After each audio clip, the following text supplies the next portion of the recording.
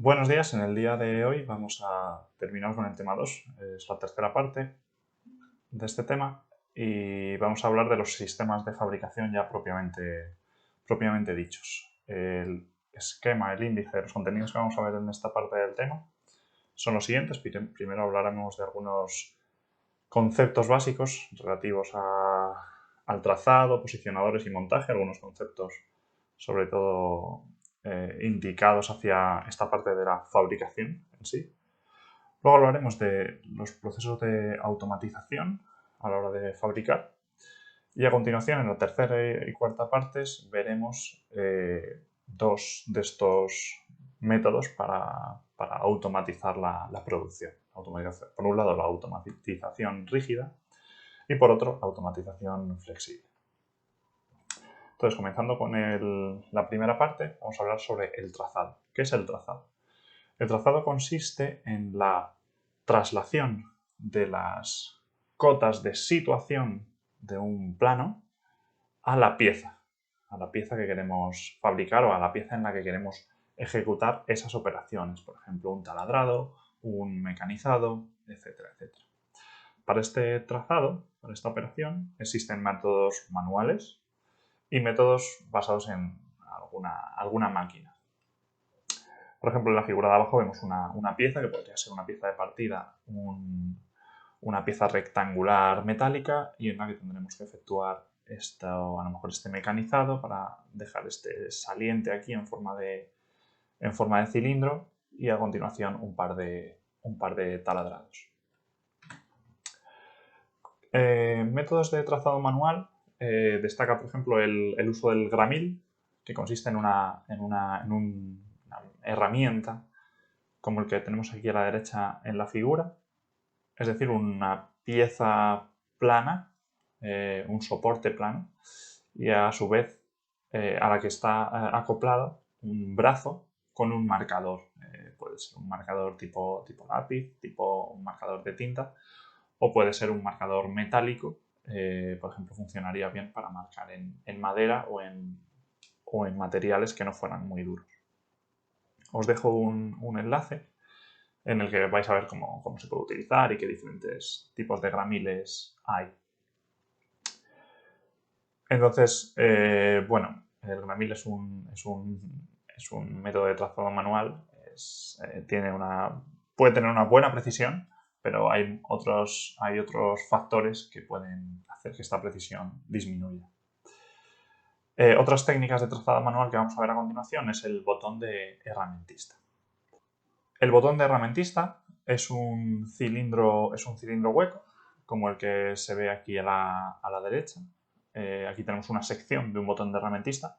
Entonces el botón de herramientista es este casquillo cilíndrico con unas dimensiones muy bien calibradas y con una precisión muy alta. ¿Cómo funciona este método? Pues se establece una ubicación aproximada del taladro o de donde irá un agujero. Como vemos aquí, pues se marca con un punzador, se taladra, se arrosca con un tornillo y se instala el botón de esta forma que tenemos aquí a la derecha. El botón de herramientista sería esta pieza que está pintada de amarillo. Lo que se hace a continuación es que el botón es posible ajustar su posición. Podríamos desplazarlo y a continuación, una vez que tuviéramos bien ajustada la posición de este botón, concéntrico al agujero que queremos realizar, no necesariamente concéntrico al tornillo que hemos colocado de forma provisional.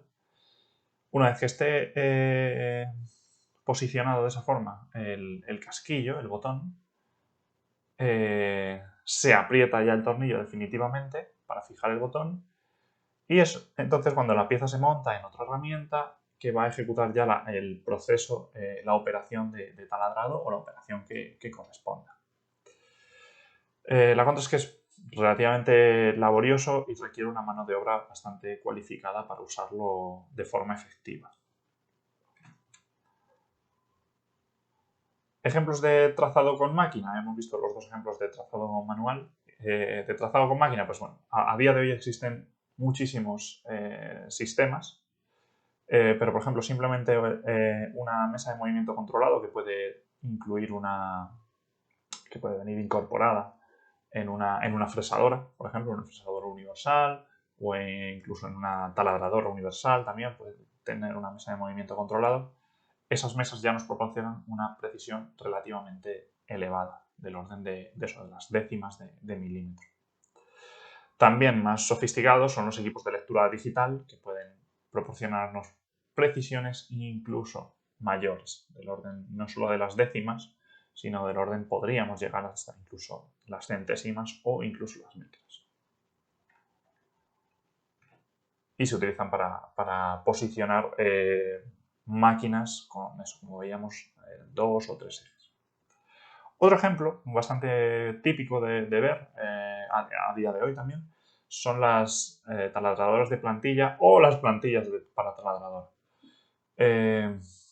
Estas plantillas se utilizan suelen estar hechas a medida para una pieza en particular, como utillajes, y lo que posicionan, lo que trazan exactamente, efectivamente, son esos agujeros, esos taladros que se van a realizar posteriormente, o que incluso estas mismas taladradoras pueden utilizarse como guías, como veremos a continuación en este bloque, como posicionadores para la operación de taladrado. Entonces, este tipo de pieza proporciona una grandísima precisión, sobre todo para obtener posiciones relativas entre taladros y posiciones absolutas de esos taladros dentro de la pieza. Algunos ejemplos más de trazados, pues por ejemplo sería este, el de trazado fotográfico, aunque a día de hoy queda un poco desactualizado, lo tenemos aquí en las transparencias, pero no voy a detenerme a explicarlo porque a día de hoy ya en pocas industrias se viene utilizando. Y en segundo lugar hemos visto en primer lugar el trazado y en segundo lugar vamos a ver los posicionadores y el montaje y los montajes. ¿Qué es un posicionador? Un posicionador es, como vemos en la transparencia, un dispositivo que determina las cotas de posición que han de producirse por mecanizado o por operaciones de fijación. Es decir, las cotas de posición son las que determinan la posición relativa entre elementos en un plano. Es decir, la distancia de un agujero, de un taladro a un borde de nuestra pieza, etcétera. ¿Cuáles son las posibles funciones complementarias de los posicionadores? Pues, en primer lugar, pueden servir de guías para las herramientas, como vimos con por ejemplo, los posicionadores de brocas o las plantillas de taladrado. Y también pueden servir para sujetar la pieza, ya sea para ser mecanizado, para realizar alguna operación en ella, o para realizar una operación de ensamblaje, como puede ser una soldadura. ¿Qué son los montajes? Los montajes son utillajes o dispositivos destinados a sujetar la pieza. Lo importante es que no todos los utillajes que sirven para sujetar piezas son montajes. Los montajes son aquellos que están diseñados para una pieza en particular. Los factores que hay que tener en cuenta a la hora de diseñar posicionadores y montajes son, en primer lugar, pues, como hemos dicho, inmovilizar la pieza de forma efectiva, a pesar de teniendo en cuenta las fuerzas que se van a tener que ejercer en ella para realizar determinadas operaciones.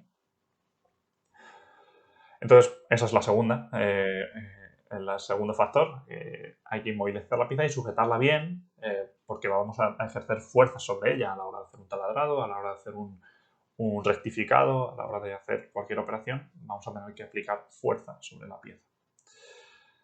Posicionar la pieza de modo que se asegure el control dimensional. Eso también es importante. O sea, esas fuerzas que se van a aplicar deben tenerse en cuenta a la hora del efecto que pueden tener sobre las tolerancias o sobre ese control dimensional que perseguimos.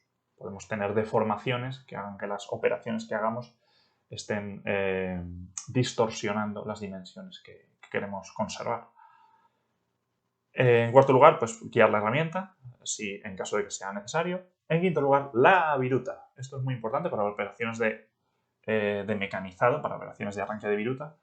Es necesario tener en cuenta que la viruta que se produce hay que eliminarla, hay que barrerla, eliminarla, acumularla en algún sitio sin que produzca deterioros ya sea de la herramienta o de la pieza que estamos produciendo.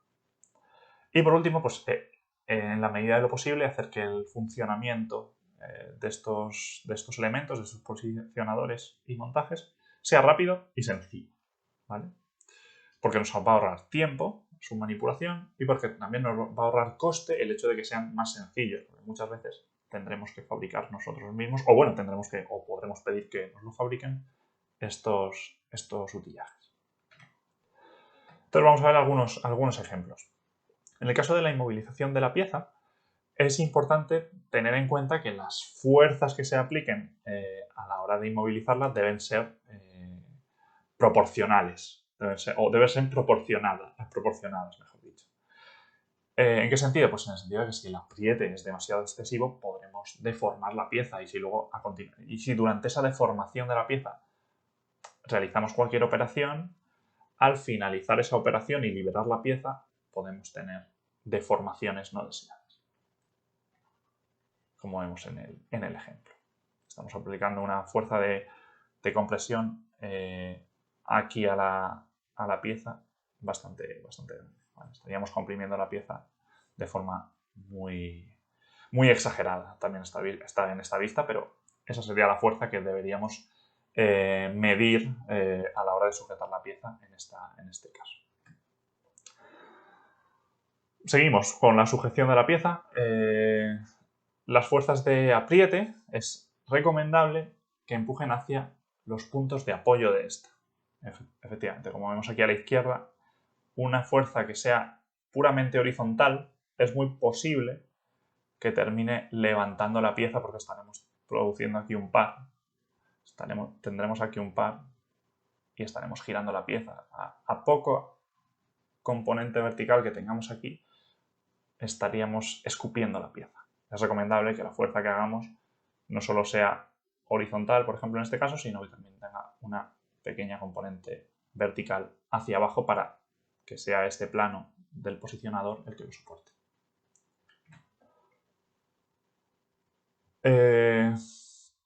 Posicionar la pieza de modo que se asegure el control dimensional. Bueno, todas estas tres primeras recomendaciones que hemos visto van bastante de la mano, ¿vale? No va una aparte de la otra, entonces hay que tenerlas bastante en cuenta las tres a la vez. Entonces, por ejemplo, aquí se habla de un concepto que es el principio del 3-2-1, y es que primero, para posicionar un objeto, necesitamos un plano, de ahí viene el 3 puntos definen un plano, este es el 3, ¿vale?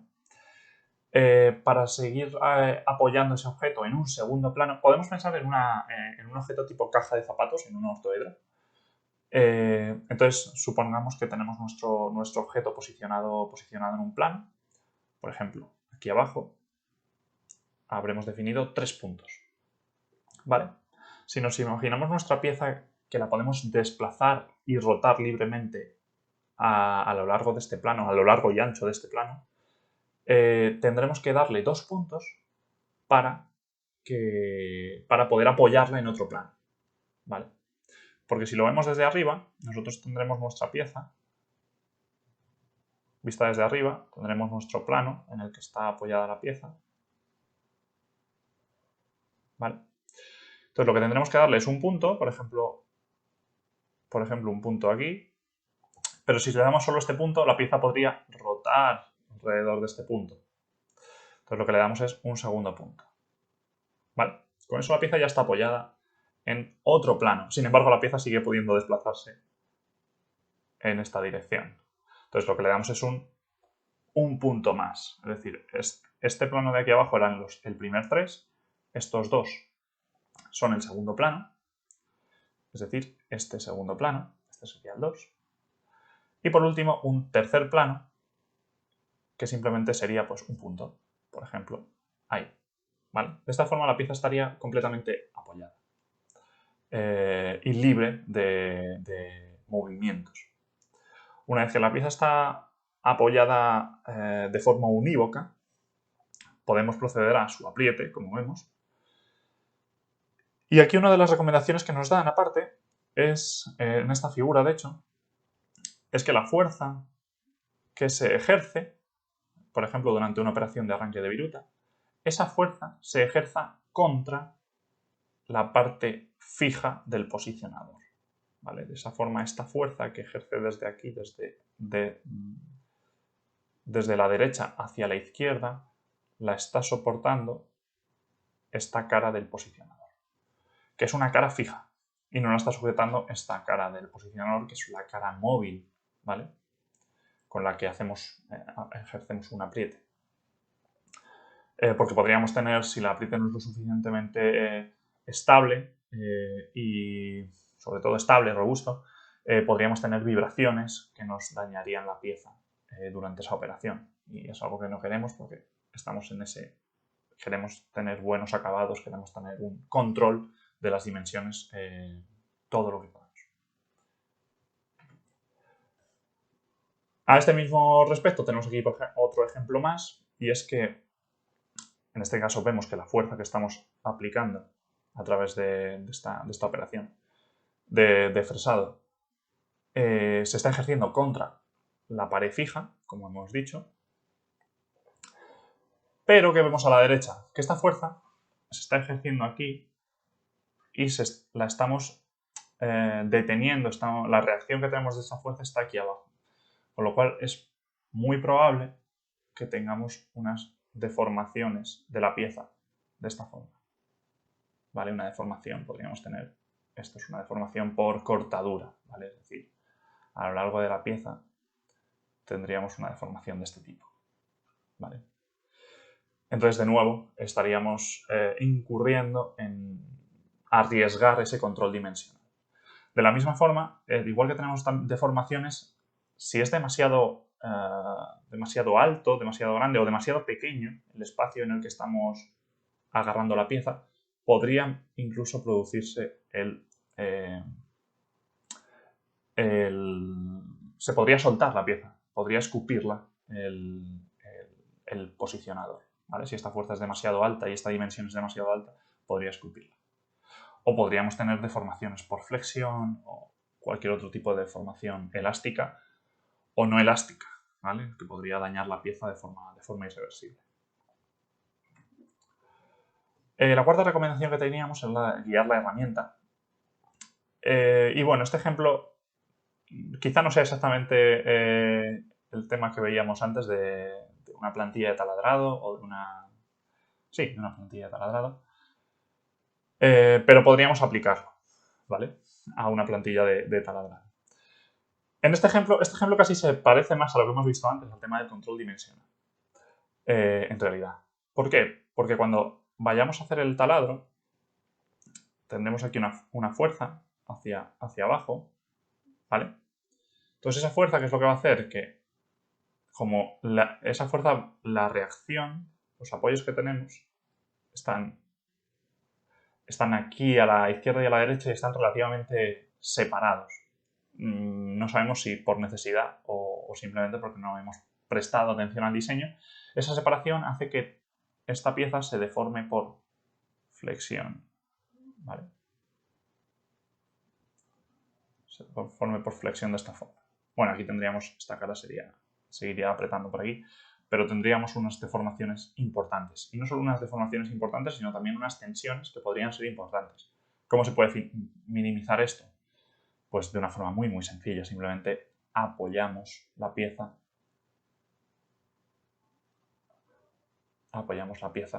En un par de soportes o en un par de botones más próximos a donde vamos a efectuar el taladrado, ¿vale? De esta forma, pues las tensiones que vemos son mucho más pequeñas. Y las deformaciones que tendremos, pues por lo tanto, son también mucho más pequeñas. En quinto lugar, habíamos visto el tema de acomodar o desalojar la viruta. Entonces aquí, por ejemplo, tenemos y para ello debemos prever espacios, prever zonas en las que pueda acumularse o de las que se pueda retirar la viruta, ¿vale? Que no esté en cualquier parte. Entonces, por ejemplo, en este caso que tenemos aquí, en estas tres ilustraciones, lo que tenemos es un posicionador. Esta pieza de aquí arriba es un posicionador para que por aquí entre una broca, ¿vale? Para hacer una operación de taladrado. Sobre esta pieza. Si dejamos una distancia demasiado alta, ¿qué es lo que puede ocurrir? Que esta operación de taladrado perdamos un poquito de precisión, ¿vale? Al tener mayor distancia, el guiado de este casquillo a nuestra broca no va a ser tan bueno como el que querríamos. Entonces podríamos perder control dimensional aquí a la hora de hacer el taladrado.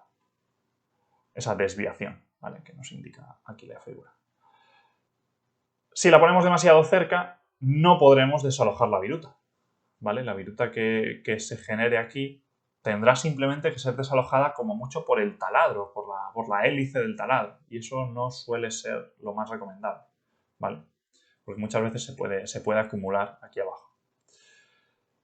Entonces, ¿cuál es la solución? Pues algo intermedio, ¿vale? Algo intermedio con el que controlemos todavía esa desviación, minimicemos la desviación, pero tengamos un pequeño espacio aquí por el que podamos extraer la viruta, ¿vale?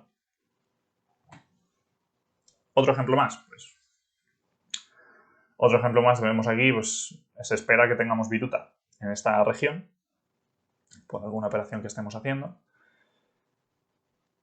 Entonces podríamos simplemente reservar un espacio, reservar por ejemplo un hueco para esa viruta, ¿vale? Podríamos retirar durante la operación o después de la operación, dependería del volumen de viruta y del tamaño del hueco.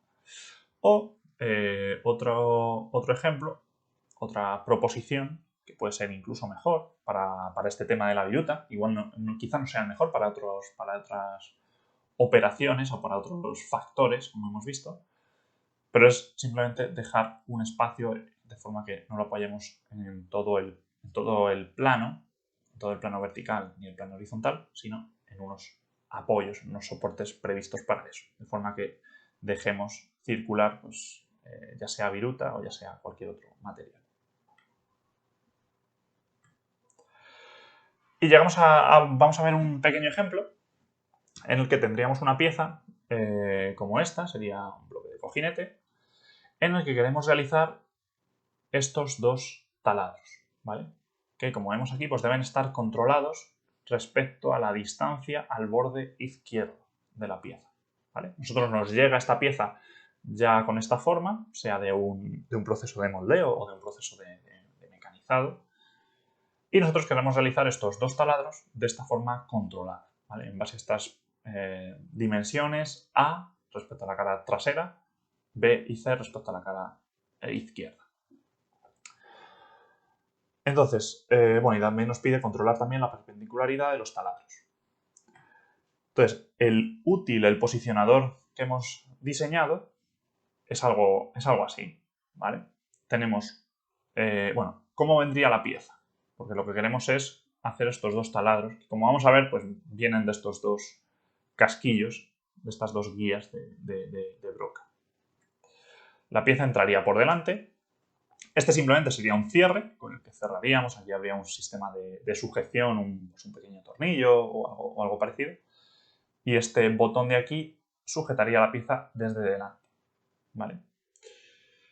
Entonces, pasamos a lo siguiente y lo que tenemos son la pieza descansa en el posicionador sobre los botones señalados como X en azul. Pues esos botones son estos botones que vemos en la parte inferior, ¿vale? Es decir, está apoyado, su cara inferior, la cara inferior de la pieza está apoyada sobre estos cuatro botones.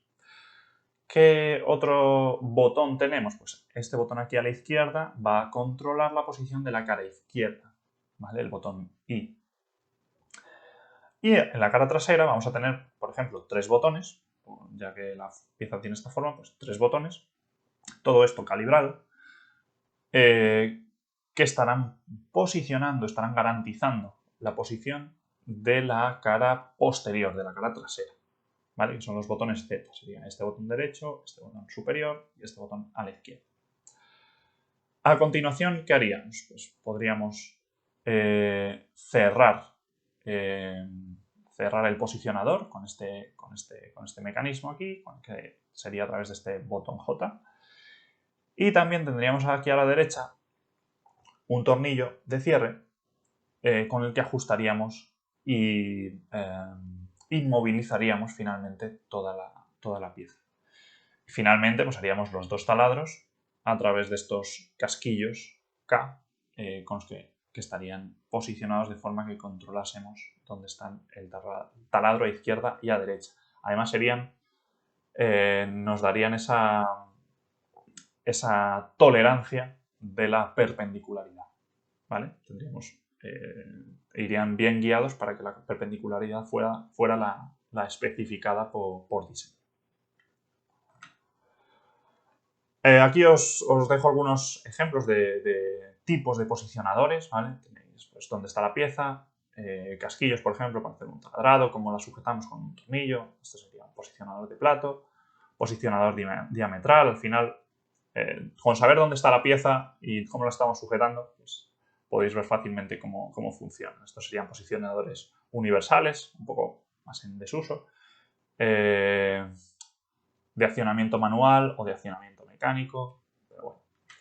Y algunos ejemplos más. Pues en U, batiente porque esta parte vemos aquí que rota, se abre como una puerta y al cerrar podemos ajustar el tornillo. Se parecería un poco al que hemos visto en el ejemplo. O de caja también, el del ejemplo sería algo intermedio entre estos dos. Y aquí otro más que es un posicionador anular. Funcionamiento rápido y sencillo. Nos vamos ya al último factor, el sexto factor. Simplemente aquí os hemos dejado vamos a ver alguna cosita más, pero bueno. Aquí tenemos una tabla en las que se ven dos ejemplos. Dos ejemplos en las que vemos... primero tenemos el coste de la mano de obra por hora y de la máquina por hora. Es decir, realmente lo que tendríamos son 9,50 la hora de obrero, de operario y máquina, por ejemplo, en este caso. Y en la primera fila lo que tenemos es el coste sin un posicionador y en la segunda sería el coste con un posicionador, de forma que el tiempo de preparación se reduce. Y pasamos de tener un tiempo de 13 minutos por ciclo a 12 minutos por ciclo. Ese ahorro de un minuto lo que supone es que el coste unitario sea 16 o 17 céntimos inferior, lo que supone un ahorro del 8%, alrededor del 8%. ¿Vale? Si hacemos las cuentas, veréis que es muy sencillo de obtener, teniendo en cuenta que el coste es 9,50 la hora y el tiempo son 13 minutos y 12 minutos. ¿Vale? No es que tengamos 6 euros la hora de operario, es decir, 6 euros la hora irían con los 3 minutos y estos 3,50 con los 10 minutos de máquina. No, son 9,50 porque el operario está con la máquina continuamente. Y la máquina no está haciendo otras operaciones mientras el operario prepara la pieza. Y el segundo ejemplo pues funciona exactamente igual, ¿vale? Con otros datos, otro ahorro, un ahorro bastante más grande porcentualmente, vemos que de 13 a 12 y aquí de 8 a 7, pues el ahorro, como vemos, si hacemos las cuentas, es algo superior. Entonces, bueno, respecto a este tema de los costes, hay que tener en cuenta algo que se denomina la transferencia de capacitación y es una hipótesis, pero bueno, podemos utilizarlo como una ley, y es que la capacitación total o la capacidad total para realizar un trabajo resulta de la suma de la capacitación del posicionador o el posicionador y la máquina más la capacitación del operario. Eso quiere decir que si tenemos supongamos una operación base y sobre esa operación mejoramos la capacitación del posicionador, esa operación ahora va a poder ser ejecutada por un operario con menor capacitación. ¿vale? Digamos que esta capacidad total necesaria para el trabajo es una constante y si aumentamos esta puede ser inferior para lograr la capacitación total, ¿vale? Del mismo modo, si no disponemos de posicionadores o son muy básicos, será necesario que este trabajo lo realice un operario de mayor nivel, de mayor experiencia, de mayor capacitación, ¿vale? Tampoco quiero abusar de la palabra. Y por supuesto, bueno, aquí esto es evidente, cuanto menor tiempo de preparación de la pieza en la máquina, mayor es la productividad, evidentemente. Vamos a ver un poquito los costes, es decir, cuándo nos podría interesar construir, fabricar o comprar un posicionador, ¿vale? Entonces, lo que tenemos que tener en cuenta es que vamos a tener un coste total que tenemos, por ejemplo, a día de hoy, coste total sin útil, y podemos estimar cuál es el coste total unitario con el útil, ¿vale? Es decir, el útil, en principio, pues nos va a costar menos, porque vamos a tardar menos en, por ejemplo, posicionar las piezas. Entonces, la diferencia, es decir, esta cantidad menos esta cantidad, es el ahorro. Y si el ahorro es mayor, en realidad sería mayor estrictamente, pero bueno, mayor o igual que el coste del útil, nos interesará adquirir ese útil o realizar el trabajo con ese útil. Y eso es lo que representamos en esta ecuación, ¿vale? Sería simplemente poner un poco poner en forma de ecuación, en una fórmula, lo que veíamos en la transparencia anterior. Por un lado tenemos el coste total por pieza sin útil, es decir, un coste de base, coste unitario, ¿vale? Estamos hablando siempre de costes unitarios. Si comprobáis aquí las unidades que tenemos, nos saldrá euros por pieza, ¿vale? Porque aquí tenemos euros por hora y este tiempo son las horas por pieza, sin útil o con útil, ¿vale? Entonces esta cantidad de aquí es el ahorro y si ese ahorro es superior al coste de la pieza, al coste unitario del posicionador o del útil, nos interesará, ¿vale? Esto de aquí simplemente tiene en cuenta, este término de aquí simplemente tiene en cuenta si el útil se va a estar utilizando durante varios años y tenemos una tasa de interés, un beneficio anual, ¿vale? Pero en condiciones sin tener en cuenta este interés o en condiciones en la que la producción sea de unos meses, sea inferior a un año, pues podríamos despreciarlo sin ningún problema, ¿vale? Que es lo que vemos aquí, simplemente.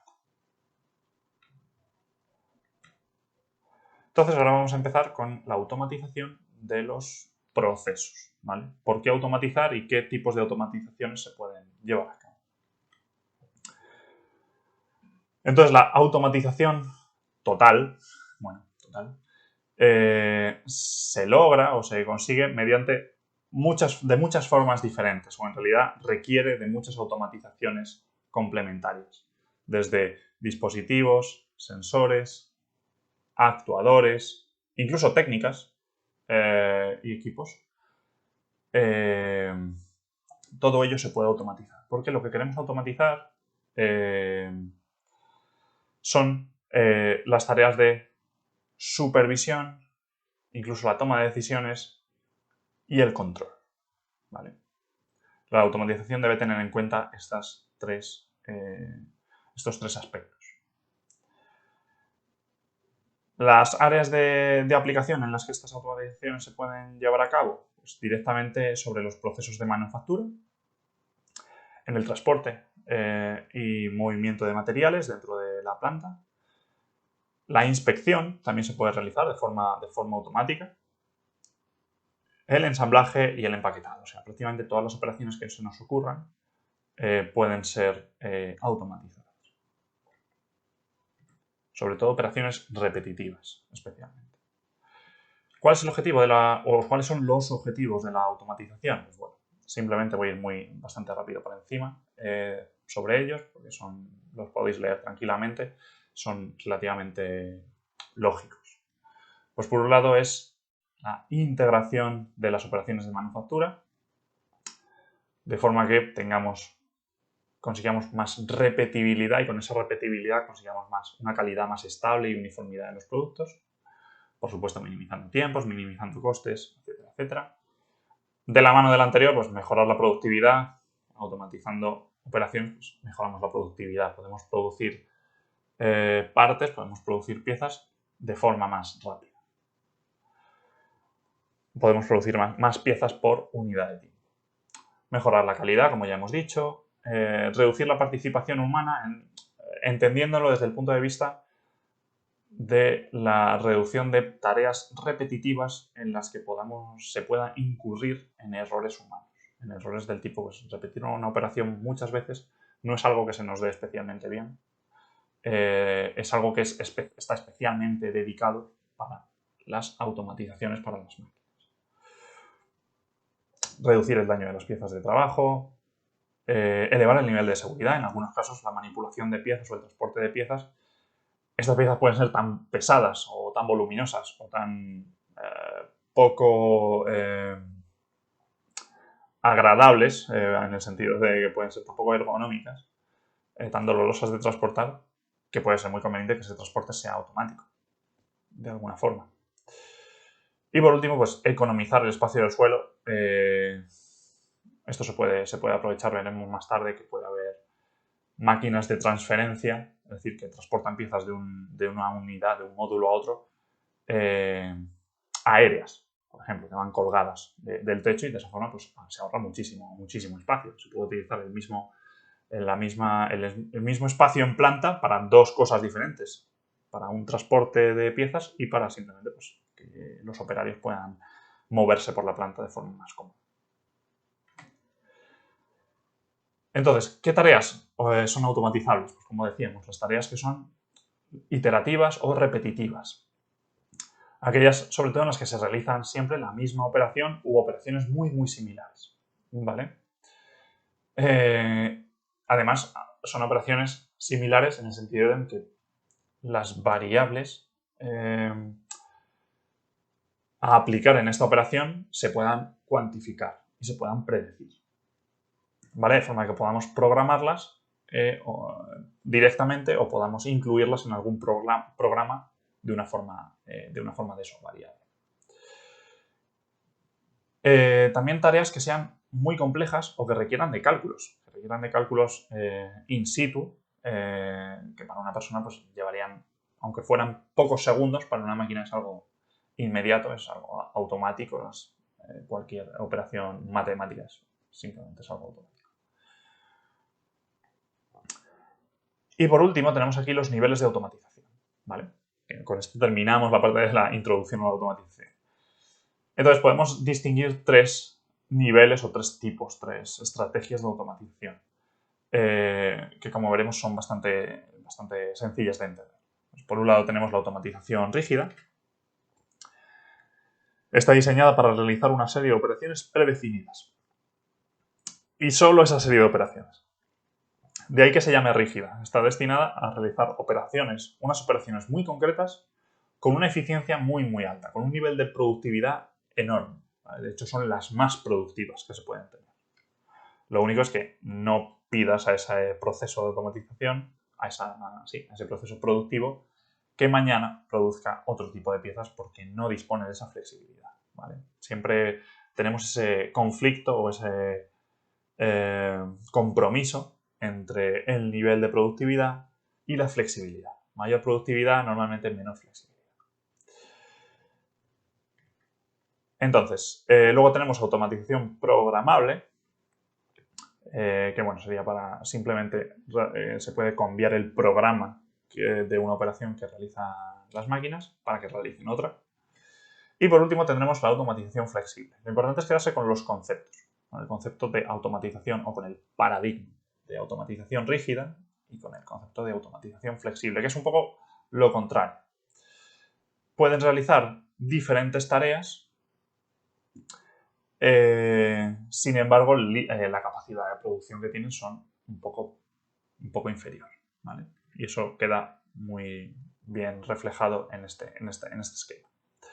Bueno, en realidad es una gráfica, en esta gráfica, en la que tenemos en el eje vertical la flexibilidad, muy importante, y en el eje horizontal la productividad. Entonces, como decía antes, si nos fijamos aquí, que serían las plantas industriales más grandes, en las que tenemos productividades ya relativamente importantes, a medida que queremos producir más, la flexibilidad se va reduciendo. ¿Vale?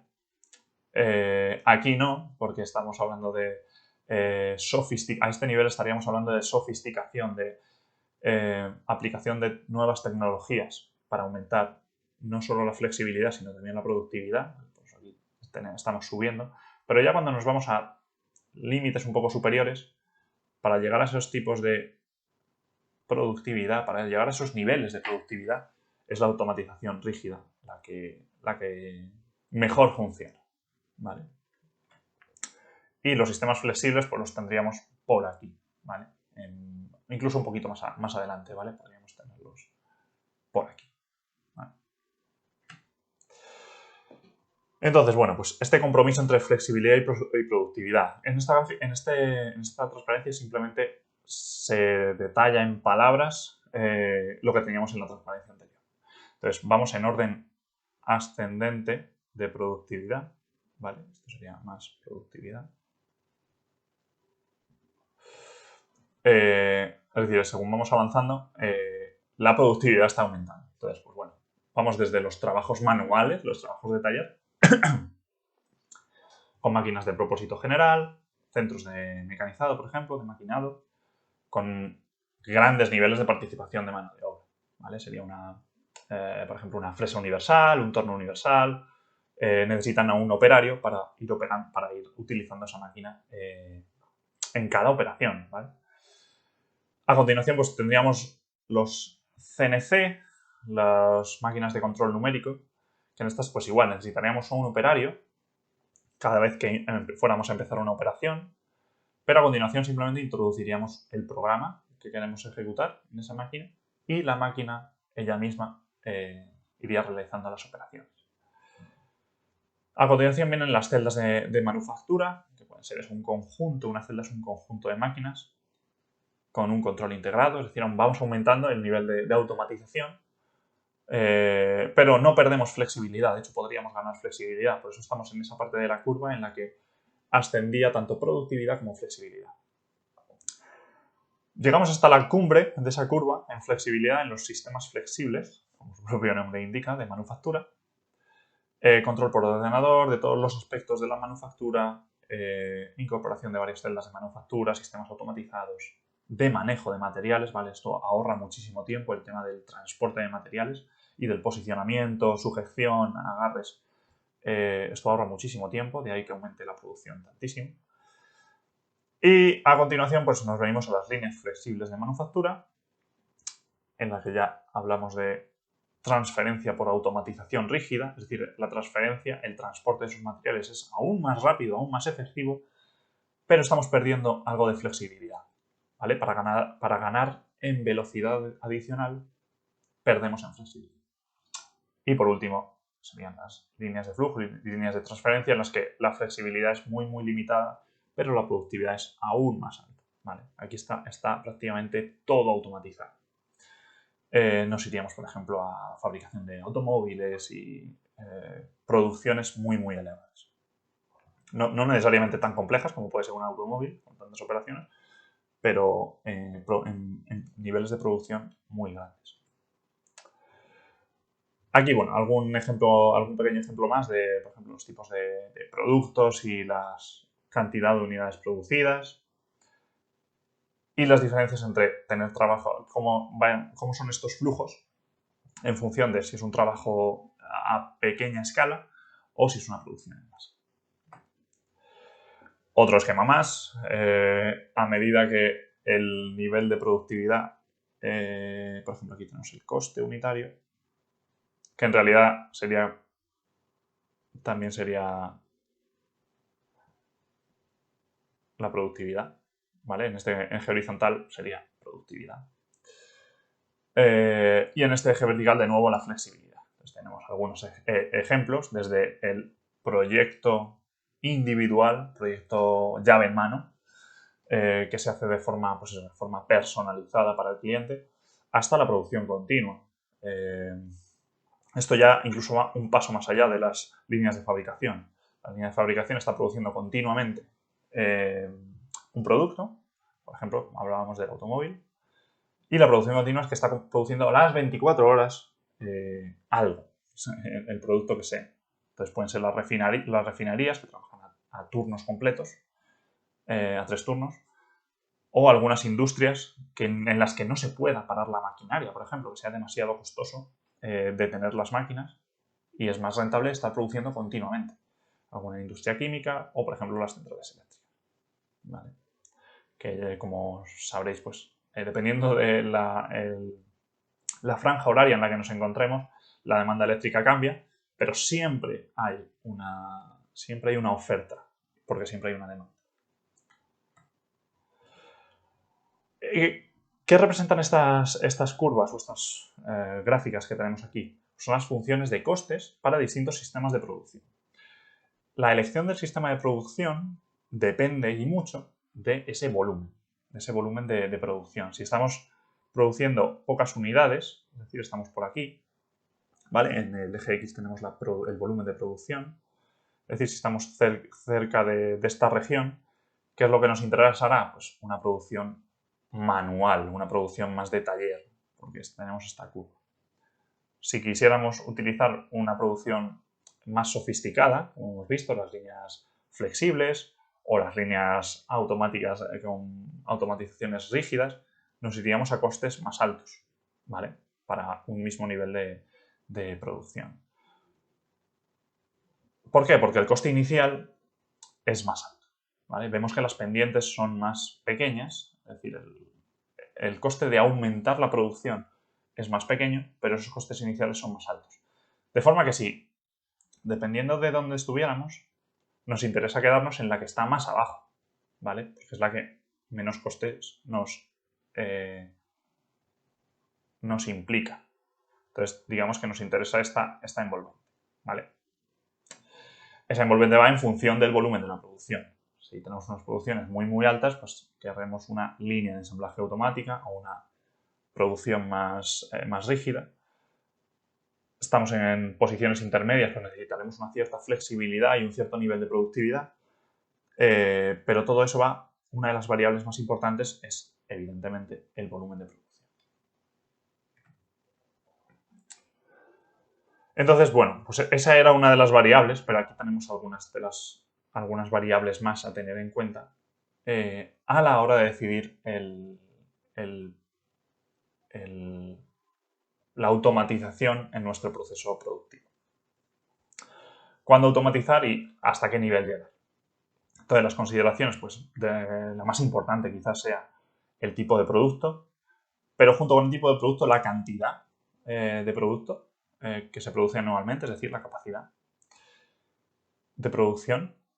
Luego también puede ser a nivel de operaciones, qué operaciones pueden ser interesantes automatizar. Pues, por ejemplo, a lo mejor nos viene bien tener una fresa CNC de control numérico, pero la operación de transporte, pues tampoco tenemos esa necesidad y tenemos un puente grúa con el que transportamos la pieza que estamos fabricando de una forma más manual.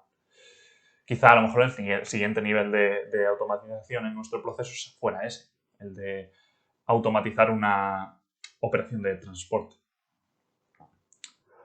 Por supuesto, depende de los operarios que haya en ese momento disponibles o que tengamos en planta, aunque quizá no sea tan crítico, siempre se puede dar formación, siempre se puede contratar a personal con una formación diferente o complementaria.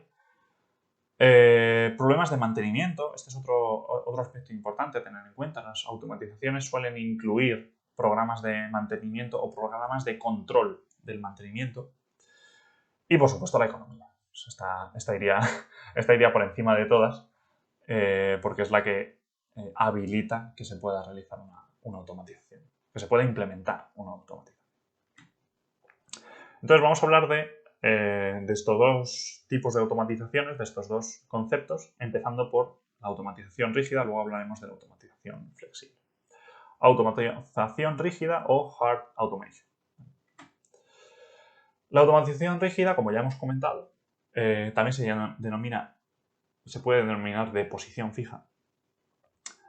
Están diseñadas para producir un producto muy estandarizado, un producto que se espera que no vaya a cambiar en mucho tiempo, ¿vale? ¿Por qué? Porque estamos utilizando una producción, unas máquinas muy especializadas y cuya flexibilidad es bastante limitada, ¿vale? Es decir, nosotros podemos realizar una serie de operaciones, unos taladrados, unos torneados, unos mecanizados, unos prensados, lo que sea, y tenemos la flexibilidad en el sentido de que podemos controlar las velocidades de avance, las profundidades, etcétera, etcétera, pero va a ser muy difícil que el tipo de taladrado que estemos haciendo o el tipo de mecanizado que estemos haciendo se pueda adaptar a otras piezas. Sobre todo por los utillajes, los agarres, la propia forma que tenga la instalación, la propia forma que tenga la máquina.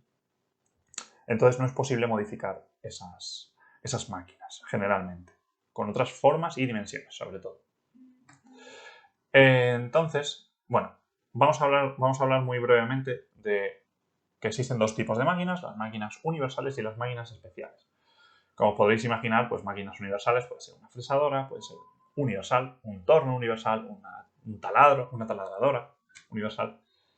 Y las máquinas especiales son máquinas que tienen una función un poco más concreta, un poco más especializada y suelen estar constituidas por unidades autónomas de trabajo, que es lo que vamos a ver a continuación. Porque son estas unidades autónomas de trabajo o estas máquinas especiales las que se utilizan en los procesos de automatización rígida, ¿vale? Entonces, la unidad autónoma de trabajo, ¿qué es? Pues es un elemento, es un bloque que constituye a una máquina especial, ¿vale? Estas unidades autónomas de trabajo son elementos mecánicos, normalmente provistos de un portaherramientas giratorio, por ejemplo, como veíamos en la transparencia anterior, por ejemplo, en este caso sería un portaherramientas en el que el torno podríamos seleccionar una herramienta u otra. Y ese portaherramientas, pues por supuesto, puede realizar normalmente pues, movimientos de avance y retroceso, para ajustar la profundidad, etcétera. Y también disponemos de los grados de libertad de giro y avance en esta unidad autónoma. Un tipo de clasificación de estas unidades es por el tipo de avance que tienen, puede ser neumáticas, de avance por leva, es decir, un elemento rotatorio con levas, neumáticas puras, electromecánicas e hidráulicas. Una de las características que las diferencia son la capacidad de recorrido, o corto recorrido normalmente para neumáticas y de más largo recorrido, o realmente del recorrido casi que queramos, para las electromecánicas y las hidráulicas. Las ventajas de las unidades autónomas es que, como su propio nombre indica, son autónomas. Entonces, una de ellas es que la mano de obra necesaria es mucho menor, sobre todo en mano de obra especializada. Normalmente también está optimizado el consumo de útiles, por ejemplo, de plaquitas, de filos, y optimizan mucho la superficie productiva ocupada, es decir, son relativamente compactas comparadas con otras máquinas a lo mejor más flexibles. Aparte proporcionan una gran repetibilidad, es decir, el control de la operación es muy estable. Y todo esto incurre pues, en tiempos totales de producción menores gastos de mantenimiento, aunque también menores gastos en general, costes unitarios, gastos en el sentido de por pieza, ¿vale? Menor número de piezas en curso, eso quiere decir que normalmente trabajan con una pieza y terminan todas las operaciones en esa pieza, casi de un golpe, de una tacada. Aunque eso, claro, por supuesto, eso es discutible dependiendo del tipo de pieza. Y por esa repetibilidad también se reducen los costes en piezas defectuosas, ¿vale? Esto pues, no sería tan importante porque lo tenemos aquí ya, ¿vale? Y distinguimos dos tipos de unidades autónomas. las unidades, las máquinas especiales de puesto fijo y las máquinas de transferencia, que son, pues, como su propio nombre indica, vamos a ver lo que quiere decir. Las máquinas de puesto fijo son aquellas en las que, estando la pieza en la misma posición, realizan todas las operaciones. Es decir, no hay transferencia. De esa forma, pues ahorramos el tema del coste de transferencia. Aunque sí que... Y también ahorramos mucho en el espacio, por ejemplo. También se puede ahorrar incluso en el tiempo, porque puedes realizar varias operaciones de forma simultánea. Podemos realizar una operación de mecanizado en una cara mientras estamos realizando un taladrado en otra cara. Sería algo como lo que se ve en este esquema, ¿vale? Sería una máquina en la que disponemos de varias herramientas que pueden trabajar más o menos simultáneamente, o al menos sin que la pieza se tenga que mover, ¿vale? Eso es lo más importante. Y las máquinas de transferencia son aquellas que, como se ve en el esquema, disponen de diferentes puestos en los que se realizan diferentes operaciones. Y las piezas van avanzando, se van transfiriendo de una posición, de un puesto a otro. ¿Vale? Cada uno de estos puestos en realidad es en sí una unidad autónoma, de hecho.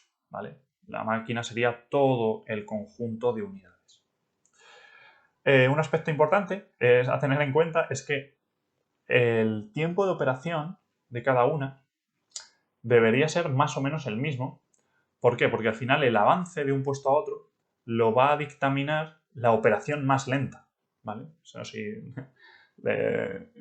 lo pensáis 10 segundos va a ser muy sencillo, pero la operación más lenta va a ser la que dictamine cuánto tarda, cuánto tiempo debe permanecer la pieza en cada unidad, ¿vale? Es decir, al final lo que tendremos, el tiempo total de producción será el número de unidades autónomas multiplicado por el tiempo de operación más lenta, ¿vale? Es decir, nos interesa aquí dividir las operaciones más para tener operaciones más rápidas, ¿vale? A lo mejor no una operación de 1 minuto y medio, la podemos dividir en 3 operaciones de medio minuto, si es posible, para aprovechar el resto de operaciones que a lo mejor duran 15 o 20 segundos, por poner un ejemplo. Y los métodos de transferencia es otro de los temas importantes a tratar en estas máquinas. Pues pueden ser simplemente rieles a los que van siendo empujados o van siendo transportados. Pueden ser mesas giratorias de indexación o pueden ser, como comentaba al principio, esas bandas transportadoras aéreas, de forma que no están apoyadas en el suelo. De hecho, podrían no ser bandas transportadoras, podrían ser rieles incluso, aéreos, ¿vale? De forma que se aproveche el espacio de la planta mejor. Aprovechamos no solo la planta en sí, no solo el suelo en sí, sino que aprovechamos también la altura de la planta. Y, por supuesto, la transferencia de una estación a otra se controla mediante sensores y otros dispositivos, incluso dispositivos de emergencia en el caso de que haya algún imprevisto. Las máquinas de transferencia,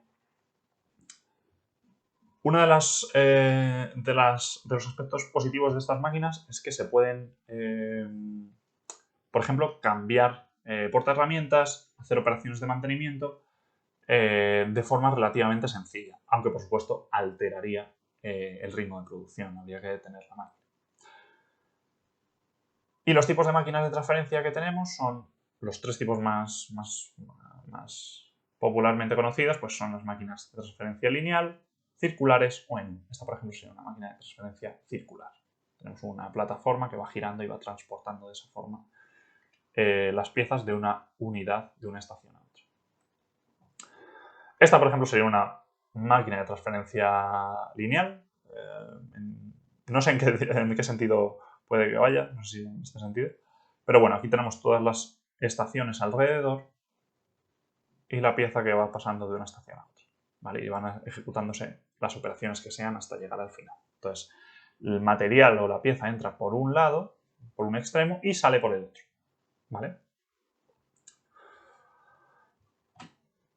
En segundo lugar tenemos, como hemos dicho, las máquinas de transferencia circular. Igual tenemos las estaciones y esta plataforma va girando y va transportando la pieza de uno a otro, ¿vale? Como vemos, pues la carga y la descarga, el punto de carga y descarga coinciden. Entonces, a la vez que se retira la última pieza producida, a continuación tendremos que reponerla por una pieza nueva a manufacturar.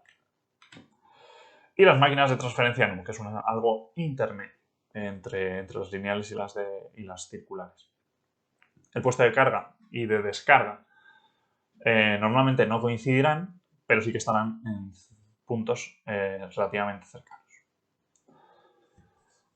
Entonces, bueno, respecto a esta automatización rígida, ¿cómo se suele trabajar a día de hoy? Pues se suele construir de una forma modular, ¿vale? De esa forma en la que cada estación sea un módulo que nos proporcione una ligera flexibilidad, una relativa flexibilidad, ¿vale? Podemos construir un módulo diferente o comprar un módulo diferente para cambiar la operación ligeramente.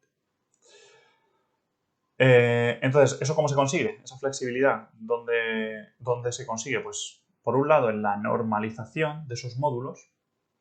Por ejemplo, esa normalización puede verse en que todas esas máquinas especiales o esos módulos estarán construidos con elementos básicos normalizados. Como todos sabemos, pues un tornillo M4 es un tornillo M4 aquí y en cualquier parte del mundo, dadas las especificaciones concretas de ese tornillo. Y bueno, pues automatización de las operaciones relativa a esta flexibilidad. Con eso terminamos con la parte de automatización rígida y empezamos con la de automatización flexible, que como veremos tiene sigue otros conceptos, sigue otros principios, ¿vale? La automatización flexible, pues evidentemente, mayor flexibilidad. ¿Cómo? Generalmente a través del control por ordenador, ¿vale? La flexibilidad la proporcionan especialmente esos programas, pero también, por supuesto, esas máquinas que van a ejecutar esos programas, ¿vale? Entonces, los componentes de un sistema de automatización flexible, de un sistema de fabricación con automatización flexible, son los siguientes. El primero son los sistemas de control, a continuación los sistemas de manipulación y por último los sistemas de producción o fabricación, ¿vale? Nos vamos a centrar mucho en los sistemas de control, va a ser los que más veamos. Entonces empezamos con los sistemas de control y los sistemas de control básicamente es un ordenador, lo que comúnmente conocemos como un ordenador, o a nivel industrial se suele hablar de autómatas, ¿vale? Pero un autómata, para que lo entendamos todos, es un ordenador, ¿vale? Está compuesto por elementos físicos y lógicos, formado por una unidad central de proceso, o CPU, como todos conocemos ya, y en esta CPU se ubica el programa o los programas que reciben una señal de las entradas, las analiza y envía luego las señales de salida. Es decir, el ordenador al fin y al cabo es un cerebro que es capaz de pensar y de tomar decisiones en función del programa, eso es importante, y en función de las entradas, ¿vale? Y a partir de ahí pues ya decide qué hacer, que son las señales de salida. Esas señales, tanto de entrada como de salida, que solemos representar como I/O de input-output, pueden ser analógicas o digitales, dependiendo de la naturaleza de la señal o dependiendo también de cómo queramos registrarlas. Y el número de estas señales depende, pues, muchísimo de la aplicación, por supuesto. También podemos tener señales incluso una señal, dos señales, pues eso, 8 o 10 señales en autómatas pequeños, varias centenas de señales o docenas de señales en autómatas de un tamaño intermedio, e irnos hasta los decenas de miles, centenares de miles e incluso más, ¿vale? Aquí los límites cambian semana a semana. A día de hoy pues estaremos en millones de señales que pueda procesar una planta de producción, que ya son autómatas muy sofisticados, ¿vale? Para centrales por ejemplo, centrales muy, muy complejas, como podría ser una central nuclear, podría ser una planta petrolífera, podrían ser plantas muy, muy sofisticadas, muy, muy especializadas y donde el coste no es un problema. ¿Vale? Lo que importa es que la producción sea segura y que la producción sea estable y que no se vea afectada por imprevistos. ¿Vale? Hay muchísimos controles en ese tipo de centrales. Un concepto a tener en cuenta, el funcionamiento por ciclos. ¿Vale? Los ordenadores, incluso nuestro móvil, el ordenador que tenemos en casa, cualquier ordenador, cualquier sistema con una CPU de este estilo, funciona con ciclos. Funciona en kilohercios, en megahercios. Es decir, ejecuta una operación como mucho entre un ciclo y otro ciclo. ¿Vale? Esa es la frecuencia máxima a la que puede realizar operaciones, es esta velocidad de ciclos. Es decir, solo se actualiza, por ejemplo, el valor de una entrada o el valor de una salida de un ciclo a otro ciclo, ¿vale? Cuando cambiamos de ciclo, o mejor dicho, cuando empieza un ciclo se ejecuta la operación. Hasta que no termina ese ciclo, no se pueden actualizar las operaciones o las lecturas, ¿vale? Habría que ir hasta el ciclo siguiente para que haya modificaciones, ¿vale? Es como la velocidad de refresco, la velocidad de actualización, pues esta es la velocidad máxima entre un ciclo y otro. La capacidad de un autómata, la potencia de un autómata, ¿cómo se mide? Pues se mide en función de, como hemos visto, el número de entradas y salidas que maneja, el tipo de entradas y salidas que maneja. Por supuesto, una entrada digital simplemente va a ser un 1 o un 0, una entrada analógica va a ser un valor. Es algo más complejo de analizar, es algo que requiere más memoria y también un poquito más de tiempo de proceso. Y lo último que habíamos dicho es la velocidad de ciclo, o el número de ciclos por segundo que es capaz de ejecutar. Sería la misma medida. Entonces, por ejemplo, aquí volvemos al control numérico. ¿Qué es el control numérico? Es un método en el que controlamos las acciones de una máquina mediante un programa, ¿vale? Mediante unas instrucciones en forma de código. Eso es un programa. El control numérico, ¿qué es lo que hace? Interpreta ese programa y lo convierte en señales de salida, ¿vale? Eso es lo que está haciendo un control numérico. Leer un programa, leer unos caracteres o un código y lo convierte en una acción, y esa acción, ¿cómo se ejecuta esa acción? Esa acción se ejecuta a partir de unas señales de salida. ¿Qué es lo que vemos aquí? Esas señales, a su vez, controlan las diferentes acciones disponibles de la máquina. Todo tipo de acciones, todo lo que puede hacer la máquina viene controlado por estas salidas. Activación, desactivación, de rotación de usillos, cambios de herramienta, movimientos de piezas, avances, profundidades, todo tipo de... Incluso activación, desactivación de fluidos de corte. Cualquier cosa, generalmente, se puede realizar desde este programa, ¿vale? En un control numérico. Depende mucho de la sofisticación. Puede ser una máquina que tengamos que sea semiautomática y nosotros seamos los que activemos el flujo de los fluidos de corte, de la taladrina o de lo que sea. A este respecto, en cuanto a los controles numéricos, tenemos, por ejemplo, estos tres tipos, ¿vale? Serían tres grandes bloques de controles numéricos. Por un lado, el control numérico directo.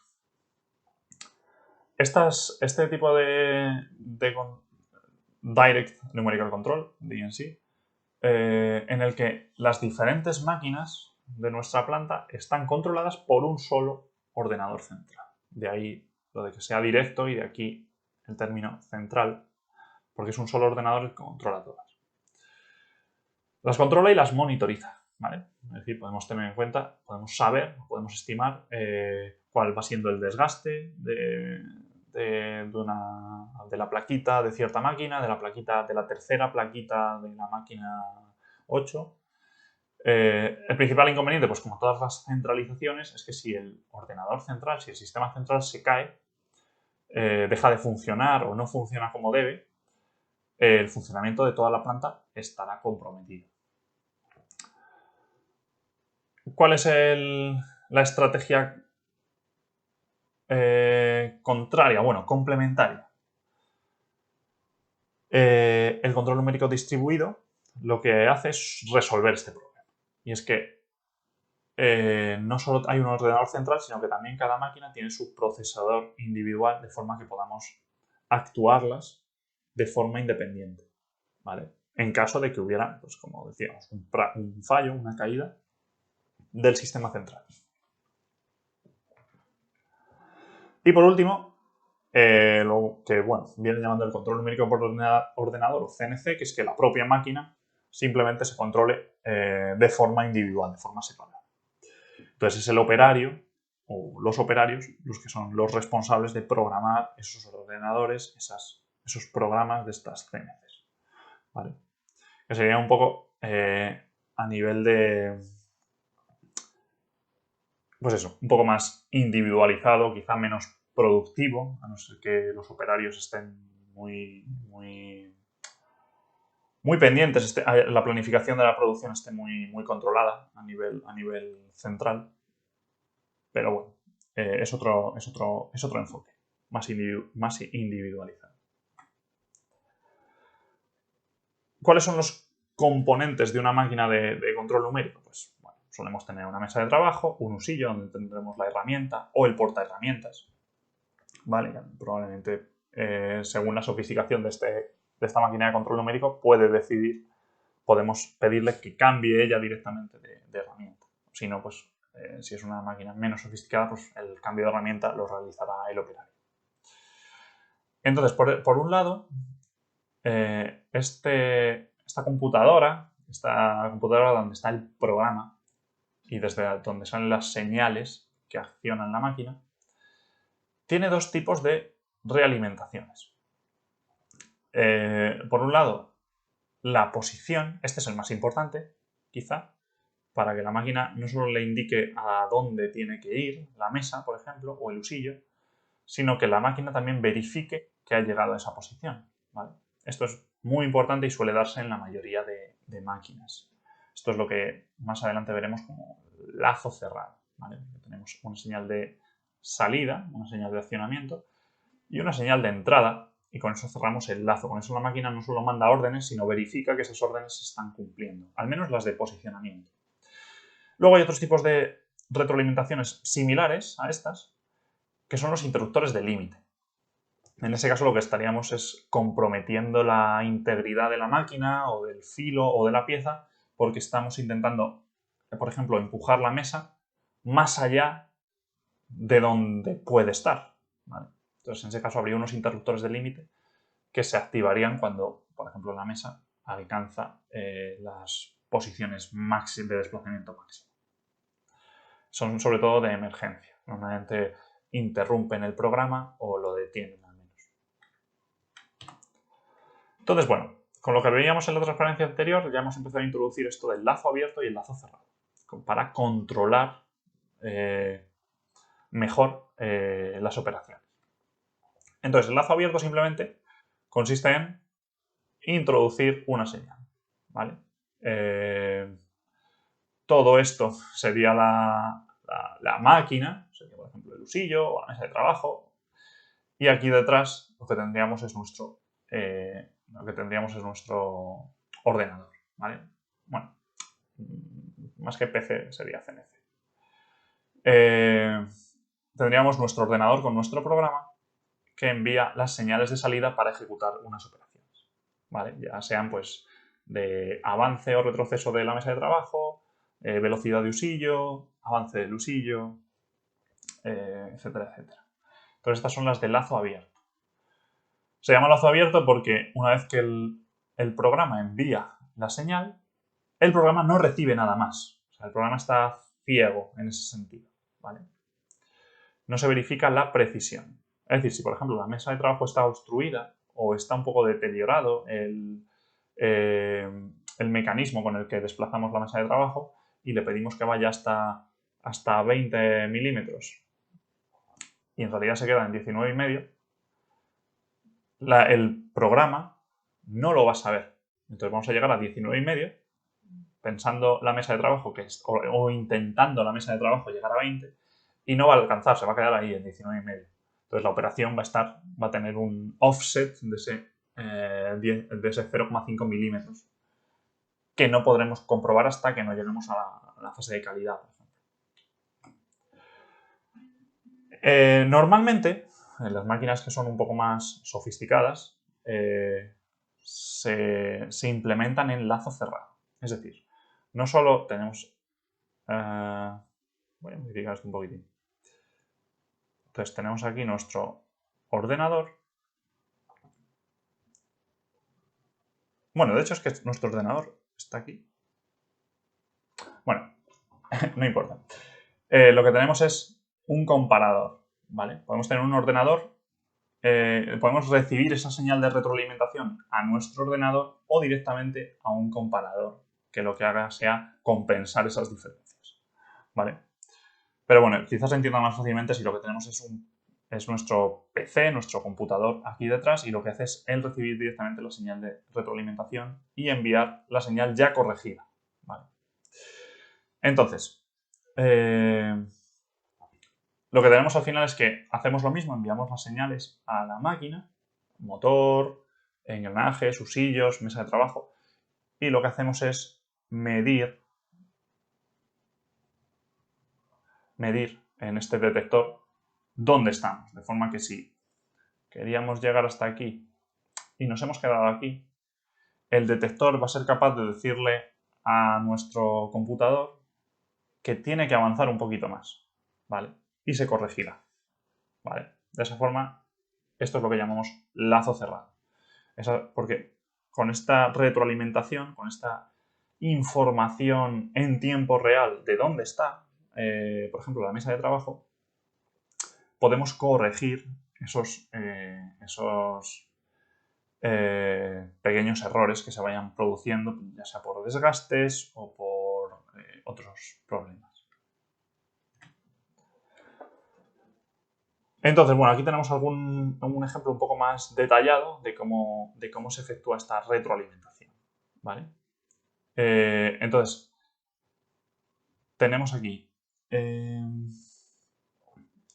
toda la máquina, o mejor dicho, todos los motores de la máquina, y lo que hacemos es tomar la velocidad del usillo. No, mejor dicho, lo que hacemos es pasarle la velocidad del usillo. ¿Y qué nos dice el motor del usillo? ¿Qué porcentaje de carga tiene? Es decir, cuánta fuerza está aplicando en porcentaje. De aquí lo que más nos interesaría sería pues, estas dos. Sería, vale, le estamos dando una velocidad al usillo, pero ¿qué par está aplicando? Porque si, por ejemplo, estamos aplicando una velocidad en el usillo y está en vacío, el par que veremos será casi cero, será muy muy pequeño, pero en cuanto tengamos una pieza y esté aplicando fuerza para arrancar viruta de esa pieza, tendremos un par, ¿vale? Y dependiendo de cómo sea la velocidad de avance y cómo sea la profundidad, ese par será mayor o menor.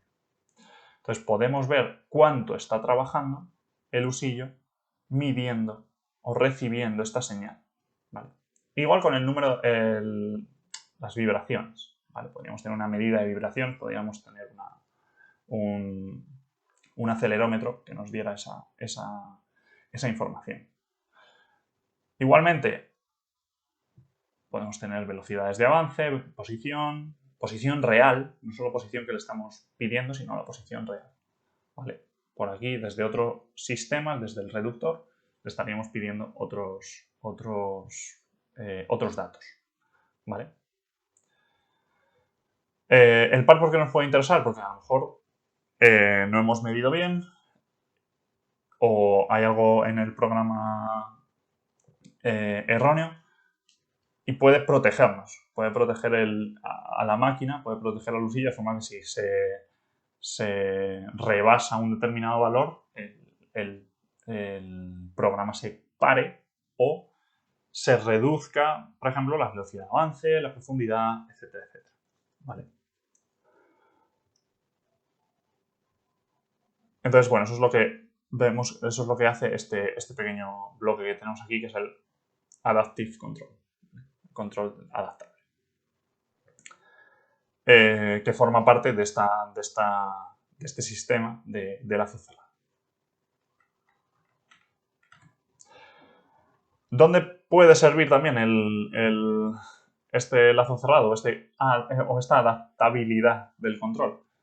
Por ejemplo, aquí tenemos un par de ejemplos en el que una pieza, esta por ejemplo es una pieza rectangular, pero en la que queremos hacer o mejor dicho, la sección es rectangular, lo que va variando es esta dimensión que es el espesor, ¿vale? Entonces, si lo que queremos al final es que la pieza tenga un espesor constante, el avance que vamos a aplicar por aquí tendrá que ser variable para que el par aplicado no rebase unos límites, ¿vale? Y siempre estemos dando lo máximo posible. Es decir, aquí es fácil de entender. Aquí cuando tenemos un espesor pequeño, podemos avanzar más rápido porque la fuerza tendrá un valor, ¿vale? Mejor dicho, el torque, el par de fuerza tendrá un valor. Si queremos mantener ese par de fuerza aquí, lo que tendremos que hacer es reducir la velocidad de avance, ¿vale? ¿Por qué? Porque hemos aumentado la profundidad. Entonces, si queremos mantener la fuerza y la profundidad aumenta, lo que tendremos que reducir es la velocidad. Aquí es parecido. Aquí lo que ocurre es que la profundidad es la misma. Lo que ocurre es que esa sección va aumentando. Entonces la sección mecanizada va aumentando. Entonces igual, a medida que vamos avanzando y esa sección aumenta, tendremos que reducir la velocidad de avance. ¿Vale?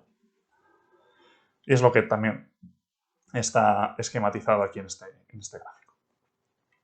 ¿Vale? De un control convencional en el que el avance tendría que ser el mínimo para no llegar aquí adelante y que rompamos un diente o dañemos la máquina, ya dañemos el usillo, a un control adaptable, ¿vale? En el que podemos aumentar el avance por diente en el momento en el que lo necesitemos. En estos sistemas de lazo cerrado, o incluso de lazo abierto, ¿cómo se puede medir la posición? Pues existen métodos. Vamos a empezar por los métodos de medición directa, que simplemente es, por ejemplo, leer una regla o una superficie reglada de alguna forma, ya sea una regla lineal o una regla angular o circunferencial, dependiendo de las operaciones. Y esta regla pues, tiene una precisión determinada, ¿vale? Lo único es que obtener una lectura automatizada de esta regla es complicado. Para obtener una lectura automatizada lo que se utiliza son las mediciones indirectas. ¿Por qué? O bueno, mejor dicho, ¿cómo funcionan? Pues estas mediciones lo que hacen es, por ejemplo, queremos medir la posición de esta mesa de trabajo, la posición a lo largo de esta dirección, y lo que se hace es calibrar un encoder o un codificador. De forma que lo que se suele hacer es transformar ese movimiento lineal en un movimiento de rotación. Y ese movimiento de rotación se puede medir a través de este dispositivo. Entonces lo que medimos es la posición angular, que además es una forma mucho más compacta de medirlo. Y al estar calibrado, en función de esa posición angular, podemos relacionar directamente la posición angular con la posición lineal de la mesa de trabajo en este caso. Esto sería similar. Vale, tenemos aquí un movimiento lineal y lo convertimos en un movimiento angular que medimos aquí. Ese movimiento angular lleva una serie de engranajes. Entonces ahí el juego de los engranajes es la zona muerta, que sería un poco la precisión, la resolución de este encoder. Pero como podréis imaginar, pues son muchísimo más precisos, suelen ser muchísimo más precisos que una sencilla regla por inspección visual. Los sistemas de control en los controles numéricos suelen agruparse en dos grandes familias. Por un lado, los punto a punto, por ejemplo, serían para hacer taladrados, ¿vale? Simplemente vamos de un punto a otro, hacemos un taladrado, vamos al siguiente punto, hacemos otro taladrado. Entonces, simplemente por puntos. Y otros sistemas que están adaptados o están dedicados especialmente, por ejemplo, a los trabajos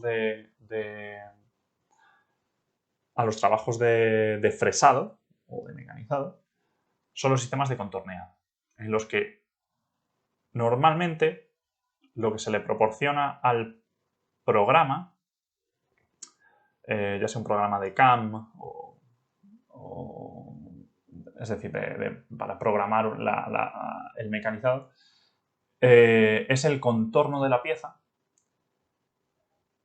y el programa es capaz de tener en cuenta el radio de la fresa, por ejemplo, incluso el desgaste en algunos casos de la fresa, de los filos, y si nosotros al programa le damos ese contorno de la pieza, el programa es capaz de calcular la trayectoria del cortador, ¿vale? Es decir, la trayectoria por dónde va a ir el centro del cortador, ¿vale?